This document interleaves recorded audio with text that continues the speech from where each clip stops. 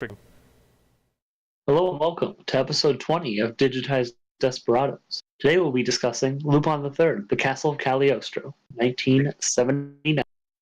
Big boy milestone. 20 episodes. Number 20, fellas. Yeah, we're back to Lupin. Yeah. It all comes around. Honestly, it took a little long for me to recommend another. I was going to do one of the more obscure ones, but I figured, hey, it's on Netflix. Yeah, go with the big one.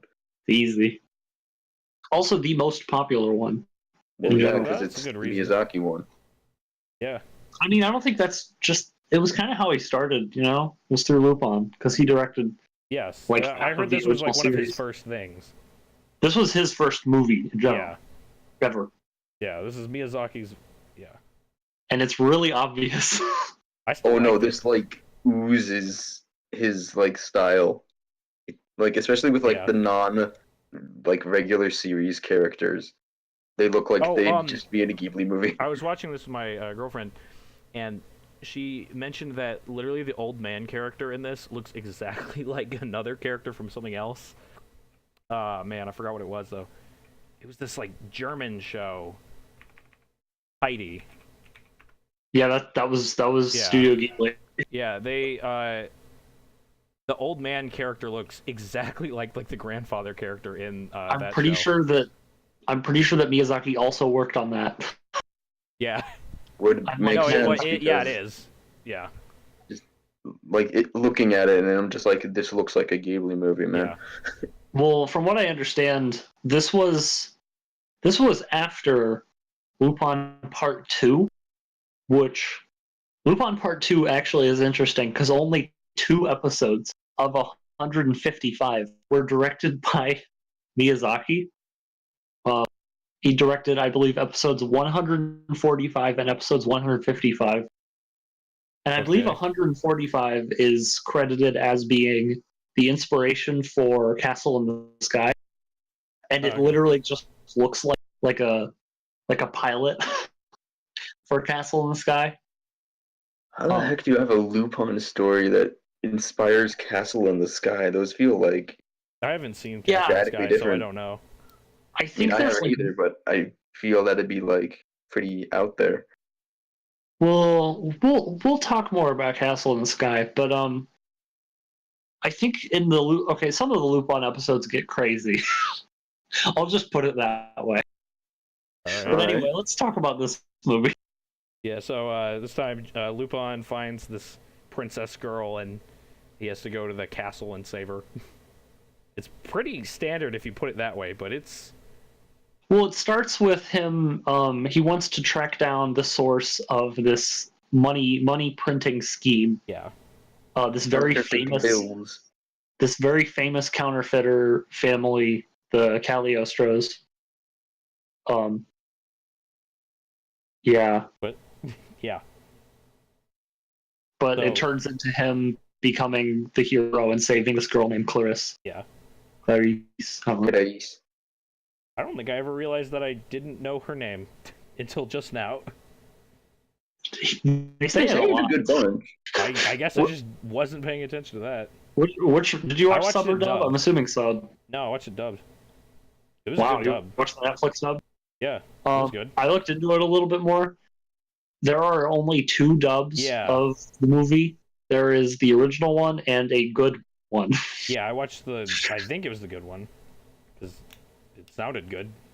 No, the good one is... I know there's one where Lupin's David Hater. That's the good one. And I can't wrap my brain around that. I couldn't find it anywhere. I don't see that because there's 2 of them listed here on Wikipedia, and it only has Robert Bergen and Sean Barker as the 2 English ones. Sean Barker is David Hater. Oh shit! I forgot. Yeah, that's an alias he used. That's an alias. Lots of voice actors do that. Didn't he only use that in Metal Gear Solid 1? I don't know. I don't think he did. But yeah, a lot of voice actors earlier in their careers will do work under aliases. I need to also note that in the original dub, they changed most of the characters' names. Yeah. They couldn't get the rights to say Lupin's name. What? Because it's Is it like an unofficial sort of what? It was by It's- Streamline Pictures. it's more of a JoJo stand name kind of thing.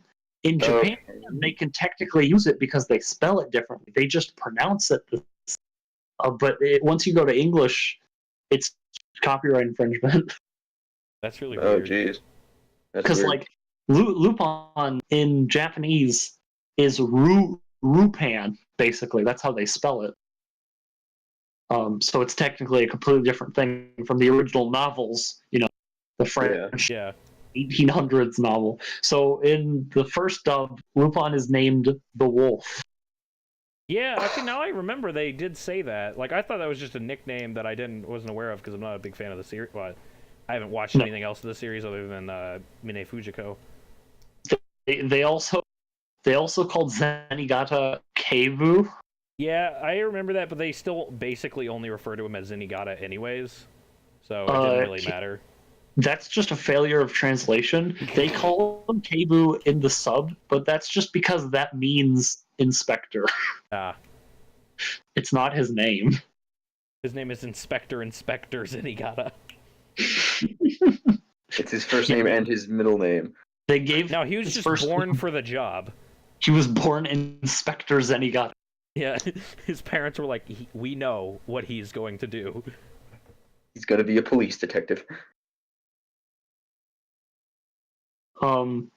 I completely forgot that Lupin is way too nice in this movie. Yeah. Yeah, he's a really swell guy in this, and especially like in the beginning, the way I feel is like it's really just nice seeing Lupin and Jigen being all buddy, seeing as how like the last thing we watched of Lupin, they barely know each other. They were completely against each other for like the whole thing. So it's really nice seeing them just be best pals. Yeah. Yeah, this is more the dynamic that became standard. I consider Mie Fujiko to be almost a spin-off, whereas this is like the norm for like the TV show and stuff. This is how it usually is, where just it's Lupin and Jigen being friends, and then Goemon just shows up sometimes. They don't even use Goemon. They like, don't use Jigen. Yeah, Goemon like I think saves Lupin like once in a very weird way. It's like when he cuts off his clothes. Oh yeah. Yeah, well he's on fire. Yeah. He's on fire and falling, and he cuts off his clothes, and somehow that negates the falling, and it puts out the fire.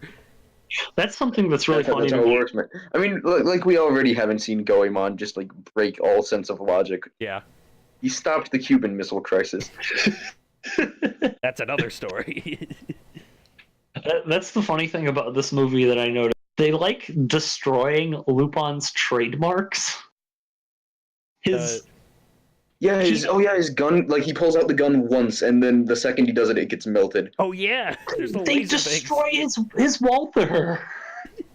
And like he had never used it at all up until the point when he was pulling it out during the clock tower fight, and then it gets destroyed. They disintegrated his famous trademark gun. But, like Lupin explicitly never really shoots anybody throughout the whole movie. Yeah, this actually was very. He just PG. sort of runs around. Yeah, that's one of the things I was going to bring up, that Miyazaki really showed his colors with. He wanted to do a child-friendly movie. It was a very child-friendly yet action-packed movie that still used guns and like realistic violence, and also a lot of slapstick. I really appreciate it. And there's a lot of moments in the dub. I know this is not the better dub of the two, but there's a lot of moments where like they're about to say a curse word, and they cut off, and it's really funny. That sounds great. They're like, that son of a, and then like something will happen, like he'll like get off balance or something. He's like, oh, what? Or something like that. That's funny. And then there's a guy when he reads the calling card, he's like, you bastard or something, but like he doesn't read the word bastard. He's like, oh dear, are you sure you want me to read this? Or something like that. They kind of, oh man, they did that same scene in the sub, but it was a lot more uninteresting. It was more like the what was his name? Was like Jado or something, the butler the guy. bald guy with the green hair. He he went to read the calling card, and he stopped for a second. I think he was just scared of the count. But that sounds a lot better. Yeah, no, yeah, he was just like, where it's like Lupin just Count, you son of swearing a... on the calling card. Yeah. Oh yeah, I forgot in that scene. In one of the scenes, Lupin calls the Count a lolicon. Oh yeah, no, he does. that's not what happens in the dub. No, it's even funnier because do you know Miyazaki's really famous out of context quote where he said anime is a mistake? Yeah. He cited this movie saying that his design of Clarice inspired like a moe archetypes because this was 79. So he's worried.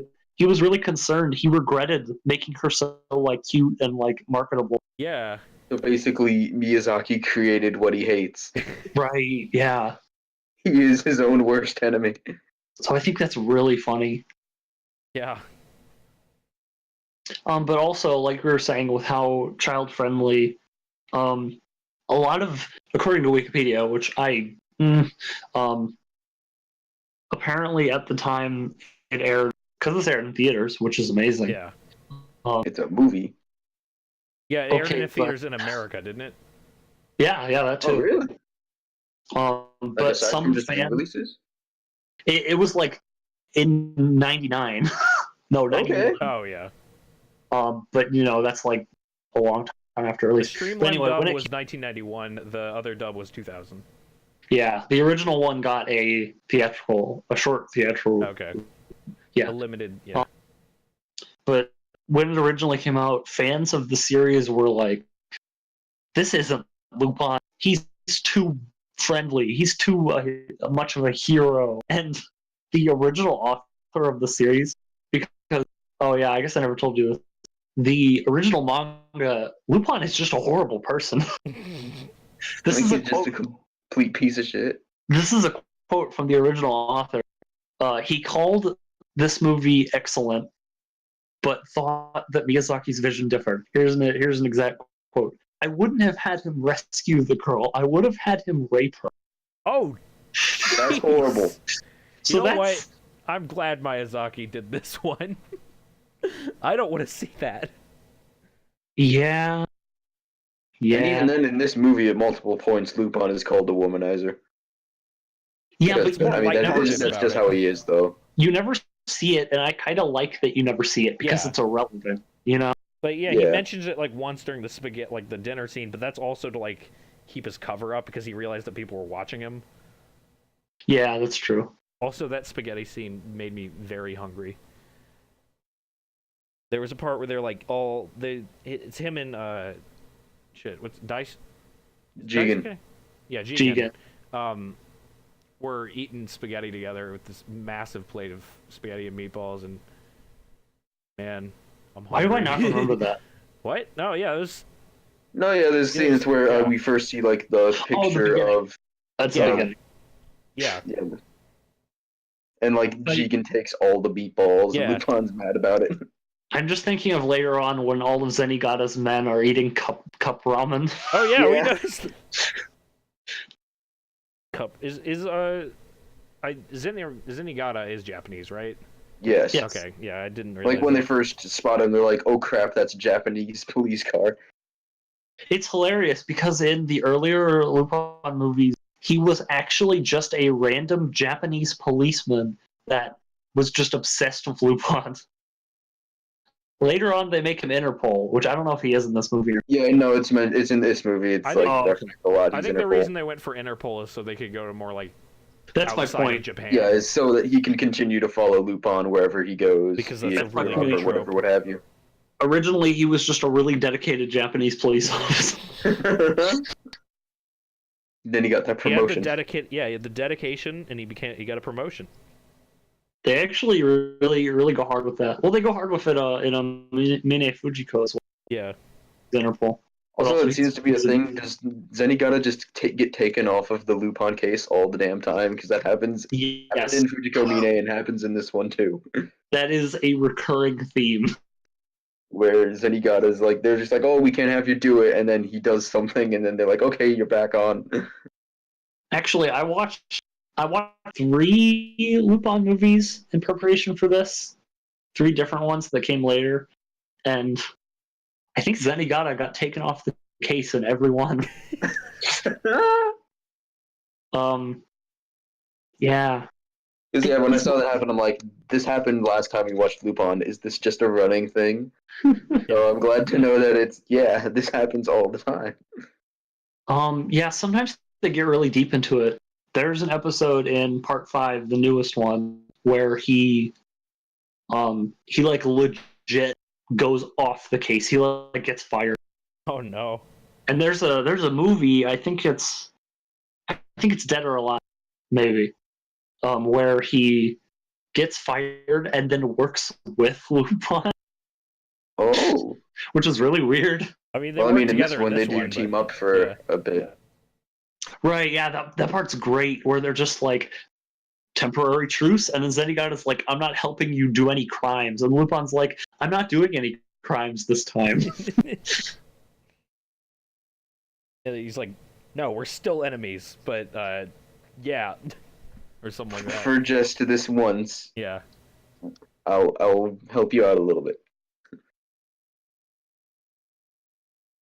And I like immediately when Fujiko first showed up, I was like, yep, that even in the disguise, I was just like, that there she is. There she is. They don't even mention it. It's just kind of understood that we're following Fujiko now. Yeah. It's like you just look at her and it's like, yep, that's the hair. Yep, there she is. And I just love like the military Fujiko in this movie, where she's just got like the camo bodysuit and then she got the fucking assault rifles and grenades. That scene, when they're after the wedding goes crazy and all the weird ninjas appear. She's like, yeah, she has like a microphone and she's reporting, and then she whacks stuff away. She's like smacking ninjas while she's reporting. Yeah, no, then she fires a gun mid-speech, and then she's like, she takes off the robe, revealing that she is Fujiko, but like, we already knew that, and she just goes in to report on Jigen, or fucking, what's it, Zenigata. Sorry. Oh, that Zenigata moment was so good. Zenigata's awful acting. Oh no, I accidentally found all the counterfeit money. And like all the dudes at Interpol, they're just like, oh my god. You can't cover up this. No, they're just like, why is he doing this like schlocky acting? Yeah. they're just disappointed in that. Well, they were also actually angry because they were being paid off to not say anything. You got goofy ninjas with I was about to mention that. Iron gauntlets. This weird ass ninjas, and they look like there's something literally like they move, they talk, they just are like Scooby-Doo goons. It's really weird. Ooh, that's a good foot ninjas or whatever. Foot soldiers from the Foot Clan. And literally like, every time you see them move around, they don't like take steps, they just slide. They like there's a part where they surround Lupin and they start out like all in a line, and then they slide out to surround him. They don't like take any steps, they're just scooting somehow. Yeah. They're like goofy, and I love them. Established that like Jigen's Magnum doesn't work, and so later he just gets an anti-tank rifle. Yeah, oh, yeah, I saw that. It's like a PTRS. He puts away his Magnum, and it's really funny because again, that's like his signature. It's super weird. Yeah. I don't think he ever uses it though. He uses it like once during the car chase away, but like during Lupin's first like attempt at the castle, he does not use it at all as like backup. All right, we went over a lot of miscellaneous stuff. How do you feel about the plot of Clarice? I thought it was pretty good. I really liked the ending of it. I think one of the best scenes in this entire movie is when Lupin first goes into her room and is doing like the magic show for her. Oh yeah. Yeah. His acting is like, I don't know about the dub, but the sub, the lines are so good. I didn't like write any down, so I can't like quote them, but he just puts on this excellent performance, and he speaks so eloquently, and you're like, wow, this guy he's really a hero. Yeah, you get the sense of just, he's just a swell guy. Look at this I really liked the ending dude part who's normally kind of an asshole. where she really, really wants to be with Lupin, and he's like, no. He kind of doesn't know how to react. Yeah. Oh yeah, no, and like when I watched it, because I also watched Cell, but it's like he looks like he's really struggling with like, should he say yes or no? Because like they're hugging, and he's like really No, there's the part where she looking it over. she invites him for a kiss, Before and he like, just he kisses decides, her on the no, forehead. I can't. Yeah, I wrote that he has no idea how to deal with a girl actually wanting to be with him. He's been rejected so many times. He doesn't understand. Like, wait, she said yeah, yes, huh? Yeah. How do you feel about the Count, the main villain? I felt like he did a good job as just being the villain, but I don't think he stuck out or anything like that. His death, though. Oh my god! Yeah, Oh, it was so gruesome. He gets fucking smashed between two clock hands. It's so gruesome and was completely avoidable. He could have just chosen one side of the clock face to stand on, and he would have been fine. It feels like he just lets himself classic get Disney crushed. villain death. And they had like a crunching sound effect. Where it's just really weirdly brutal. Yeah, like you're in right. Tarzan when Clayton gets hanged or something. It's just like, was also, fuck! This is a kid's movie. Also, before that, Clarice grabs him and tries to jump off. Oh yeah. Which I was like, oh my god. Yeah. Didn't he have like Also, some his sort fucking of like... evil wedding attire. Oh yeah, the his Klansman. clothes are ridiculous. We're gonna talk about the Black Klansman. Not in that way. No, there's like what? these weird... yeah, no, The wedding has like these weird cultists, and they have like this, get up that looks a lot like a Klansman's outfit, but it's black. I don't think I know what you're talking about. The wedding. Yeah, I don't know what you're talking about. There's the dudes with swords. The dudes with the swords are just wearing Klansman's outfits, but they're black. They're black versions of a KKK. Yeah, I just don't remember. I thought they were just the foot soldiers again, the ninjas. No. No, I meant in different outfits, but still the ninjas. Oh yeah, they were, but like they were weird. Huh. I don't know. I just thought their outfits were fucking weird. Didn't stand out to me. I guess. But yeah, and like this is just absolutely like the cartooniest it's ever been. Like Lupin swims up a waterfall. I don't know about the cartooniest, but it's a feels like it is very apparent that he's like swimming in the air and Yeah, stuff. there's multiple times where he swims through the air and he swims through the waterfall, only to fail. He like gets halfway back up and he doesn't make it. And then he falls. I mean, you get that, but I think there's also a balance of like the Count is abusing and drugging Clarice. Yeah, it's like that. It's like cartoony where it needs to be. Like during the car chase at the beginning, he drives up the side of a fucking wall. They have a fucking like nitro. Oh yeah. In there. But then like you have scenes like towards the end where like the Count gets fucking killed to death. The whole clock tower thing is pretty brutal. Okay, not only really that, but can we talk about and like also just the clock tower, the fight is cartoony as heck with them running around on all the gears. That is there also is a scene where a dude gets totally crushed in the gears. Yeah. Yeah, it's really high stakes. But I just really like that whole clock tower setting. Is the architecture guy over here? I'm just gonna go off this. This whole castle looks really good. I love it. The castle's great. The clock tower is great. There's the whole aqueduct like stuff underwater with the gears and shit. It's all great. I love it. Good set design. You really should watch some more Miyazaki. Yeah. I highly recommend Castle in the Sky. Yeah. It's basically this, but more fantastical. Yeah. It has a lot of...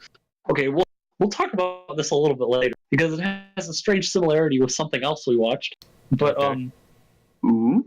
But Castle in the Sky is... This is very clearly, like, Ghibli before Ghibli. Yeah. Yeah. It's very clearly a prelude, like, okay, the standards of a Hayao Miyazaki movie are... on full display in this. Basically fantasy, very medieval setting, though usually not actually medieval. just like, oh, there's a castle. Yeah. Oh, we're rural. We're Vaguely. Marco Russo. Yeah. Yeah. You have to have some type of flying vehicle. And it In this always has case, you to get look an like auto that. gyro, Yeah. and auto gyros are the coolest. Which you can tell there's no reason for that to be in the movie. He wanted it in there because he wanted to animate it, and I am fine with it. And then you have It's cool. things returning to nature as the ending. To Yeah. be fair, this one was a lot more played down than it was than other Ghibli's. Right, yeah, definitely nowhere near like Mononoke. Yeah, at the end of this, it's just sort of, oh, hey, the treasure was a Roman city that was hidden here, and then they just sort of go along. I think that was the weakest part, honestly. I was just like, Oh, really? I love it. It's It's beautiful. just Atlantis or whatever. It's I just a thought Roman the city. The city looked cool, and I like the idea of it, but like it just kind of felt out of left field for me. I think it's really just like sort of how Lupin very quickly is just like, oh well, I can't, steal this. Yeah. It's a whole city, and then they just sort of pass along. I like what they Yeah, do with it and all, but I felt it was like, oh, okay. Yeah, I was gonna say I think the point of that was to make sure that Lupin had no treasure to steal. Yeah. Like he literally couldn't steal that, even if he wanted And also, to. I guess I don't know. Call me wrong if you want, but it feels like sort of a Indiana Jones thing where it's eventually at the end he discovers, Jones. This treasure that I'm after is way more complicated than I thought it was. Mhm. Gonna leave it alone. This movie really felt a lot like Indiana Jones, James Bond. Like the whole, just the setting again is like crazy shit going on. There's secret passageways, all this stuff. Is very Indiana Jonesy. I'll just say, according to a really, really, really uncertain source, Okay, good start. like absurdly unsourced and unconfirmed, it says that Spielberg actually watched this movie and that it heavily inspired him, which I would believe. I believe that too, but yeah, I'd need a There's quote no or something, source. like an It's interview or something like that. Yeah, when they I mean, from what I know, it's like Indiana Jones was inspired by like all the classic adventure serials and stuff back in like the 40s or 50s or whatever. But yeah, I guess I could kind of see it a little. If it was true, I would completely believe it. This also really felt bullshit, like but I believe it. It feels a lot like Resident Evil in terms of its like weird ass traps. Like there's a part where they have this camera in a statue, and if it sees you open the door, it drops you and then takes a photo of you. And then the guy on the way out turns the statue over to the right so he can leave. That is something right out of Resident Evil. I wouldn't know. I yeah, believe you though. It just feels like a Resident Evil puzzle. And then there's like all these like there's the freaking part where I think it was Fujiko like opens a door and sees like this 2 eye holes, and there's like a fucking painting with the eye holes like trick. Yeah. That's just a classic That's cartoon a Scooby-Doo. Yeah. That is more Scooby-Doo stuff. No, that's just a classic cartoon thing. Well, you know what is Scooby-Doo is the freaking part where Lupin has he has like a gauntlet from some suit of armor, and it puts his hand on the back of Fujiko's and it's like the hand on the back of her, like that clip itself is just straight out of the intro of Scooby-Doo. I love that part. I love it, but it's very which clear. Part? I do not remember. It's like a joke. It was just like Lupin puts a yeah, where they first meet each other, Yeah. right? Okay, now I remember.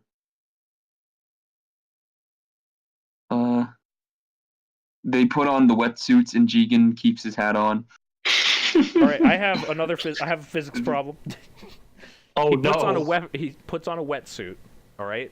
Now the purpose of a wetsuit is to keep water in your suit so that your body heat will heat it up and you will not get hypothermia under cold water. Then he takes it off and he has freaking Jigen's uniform on it and it's completely dry. It's bullshit. Let's ignore that. That's my problem with the physics here. Swimming up waterfalls, yeah, that's okay. Completely dry under wetsuit, I draw the line. Lupin jumps across rooftops entirely just with momentum. That's Oh, true. He yeah. does do that. He just Well, that fucking was- runs really fast He has from the the belt momentum and grappling hook leaps. that can hold however many pounds he wants. Okay, that's like I'm gonna his. assume that's a Wait, staple of the and series. it's in his belt. Yeah.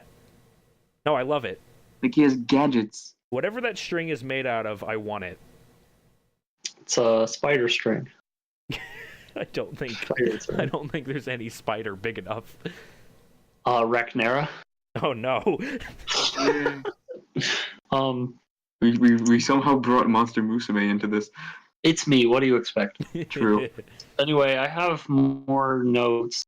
First of all, Mitch and me know this. The Japanese word for count is hakushaku,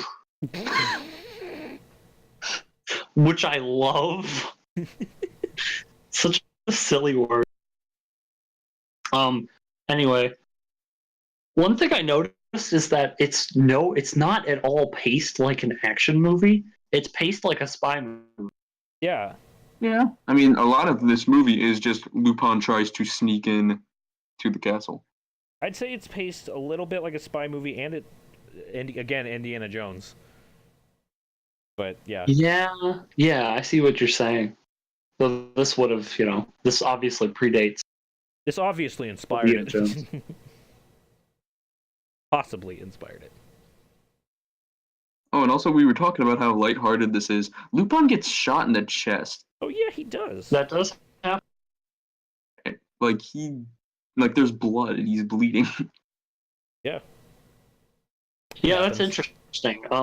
In the series, often what happens is that either he will fake his death, he'll, fake getting shot, he'll And he like does have that a few times in this movie.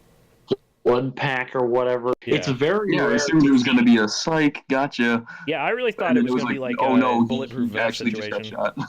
Even in the original series, it was very rare for him to lose at all. Yeah. There was a part in the newest anime series, Part 5, where he legitimately gets shot and loses and almost dies. And I was like, oh my god, this is such a departure from the formula. Yeah. Well, that's a good thing. That creates a lot of shock value where it's just like, oh shit. Well, I mean, depending on how you use it, I think it can be pretty lame, because if your concept is just, Superman loses a limb, well, you're Actually, just doing that to do it, That could make it interesting, but yeah, I see your point. I think it And depends. in the case of this, it does suddenly raise the stakes of just, oh wait, no, Lupin can get hurt in this movie. Yeah. Well, this one, it just proves that the Count is the worst person ever. Yeah, and he was about to freaking shoot through the girl or whatever. Yeah. Or they shot around her to try to get her to Well, they save were going to herself. kill Lupin no matter what Yeah. happened. Yep. And also, during the final battle where, in the clock tower, Lupin threatens if you kill her, I'll drop the rings and then I'm going to kill you. And I was like, wait, doesn't Lupin have a no-kill rule? No, he doesn't. Oh, I could have I sworn think that you're was thinking established of Vash. I could have sworn that was stated in Fujikami. We talked about Mine Fujiko, doesn't kill how he people. doesn't kill anyone, but that's not a rule of his. It's just a preference, I guess. It's rare. It's rare for him to openly shoot someone, unless you're looking into the very original anime series. He killed people a lot, and some of the specials. There's a couple specials that go Lupin just kills people. He doesn't care. I think the main one is I forget. There are two names for it, but it's Island of Assassins. That's it. That one, he just kills people. He doesn't care. Okay, because I was when he was saying that, I was like, I don't think I can take this seriously because Lupin doesn't really kill anybody. No, it's inconsistent. I believed him. Okay. Well, then what happened, and then I was like, okay, never mind. Take that back. Yeah. Lupin totally fucking just let the dies. Count kill himself. Was that planned? Did he know that the two He must have. giant pieces of the clock tower were just gonna go up? Or the two hands were just gonna crush him? Probably And then the whole not clock in tower that was going to sense. collapse. That's something that's really interesting to me Did about he this know, movie. or did he just get lucky? Well, that's something that's How interesting are to you me. supposed to do that? How are you supposed to put the rings in then? There were steps There were ladders. Oh, okay. That's what he climbed on. There was actually like a landing for you to put it in. But anyway, what I was gonna say is that no one in the movie knows what the rings do. Yeah. Literally, no one knows. They just really want to do it. Well, the Count wanted to own the kingdom. That's why he was trying to marry Clarice. But he also really wanted the rings because he wanted the vague treasure, and the treasure turned out to be, hey, something you cannot own. The Romans were here. It's some nice architecture. Yeah. At one point, the Count says, at least in the subs, basically just says it's not over yet. I mean, that's just a common villain phrase. It's but, not over yet. We always gotta bring Metal Gear up whenever possible, because that's. And also, he has fucking finger missiles. Yeah, I was trying to bring that up earlier. Finger missiles. He has fucking finger missiles. It's the best. I don't know how to bring that up, but I felt like it was important enough to got brought up, and I'm glad you did. No, in my notes, it's in all caps, just finger missiles. Like Rocket Punch 2. Exactly. Where it's just like, launch part of your body as projectile. Yeah. It's so Rocket. Peace. Anyways.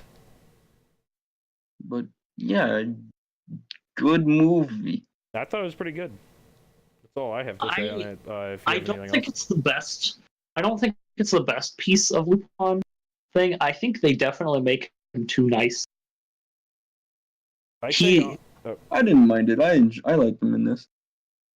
There is no other Lupin anything where he's this nice, I think. This is by far, like, he's friendly, he helps everyone, he does not kill. He's even buddies with He doesn't even shoot his gun. He's even buddies with Fujiko, which is weird. Yeah. This Fujiko and Lupin are really friendly with each other. And even Goemon, because in the early series, Goemon was Lupin's rival. Really, because the way you've described Goemon in the past is that he just sort of shows up sometimes.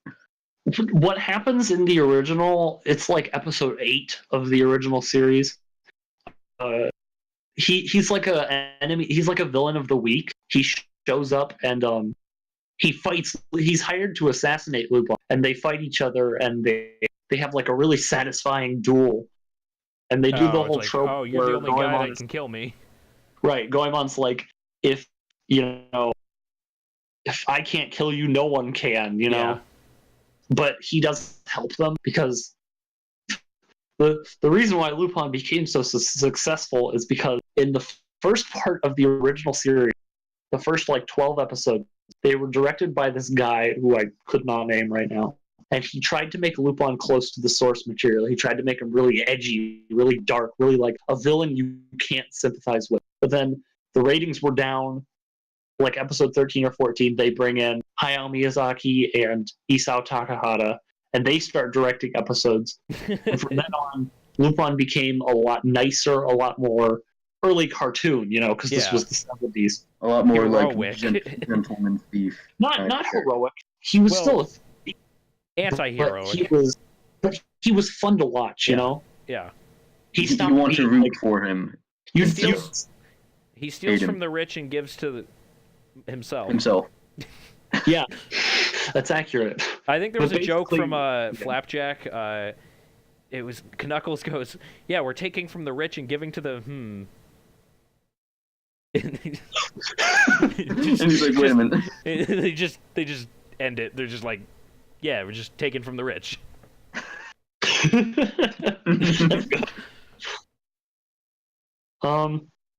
That's pretty much all I have to say. I'm glad you guys enjoyed it. Yeah. Yeah, I really enjoyed it. It just like oozes Miyazaki. It's all over this movie. I'm glad this is the first movie of his that I've actually watched. Right, yeah. This is the legit first Miyazaki. Oh my gosh. Ever. Yeah. So yeah, I'm really glad it was this one. This was really pleasant and enjoyable. 8 out of 5. A 5? 8.5, I mean. I thought you were doing a joke. I fucked that up. 8.5 out of 10. 8 out of 5 is a really good rating. It defies math. Yes, I've decided to instead of 10, I'm going to a 5-star point system. You're going to a 5-star rating system and above it.